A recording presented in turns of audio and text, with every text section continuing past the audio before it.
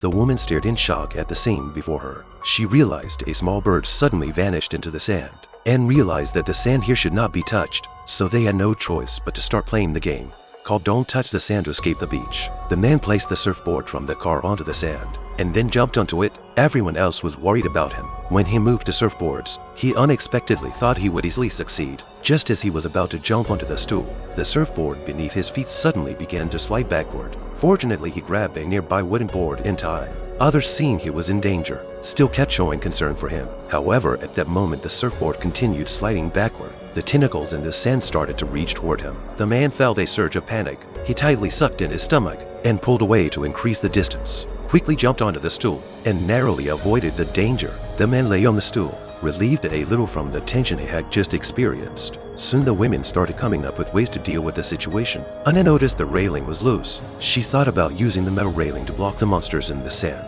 Fortunately, her idea was supported, and Daisy decided to help her carry out the plan. After Anna was ready, she jumped onto Daisy's car. Daisy carefully walked on the freshly laid metal, while continuously teasing Anna. Soon Daisy successfully reached the stool from earlier. Anna ignored her words and focused on safely reaching her boyfriend's side, and in the end she succeeded as well. However, when it was Ronnie's turn, she unfortunately fell into the sand.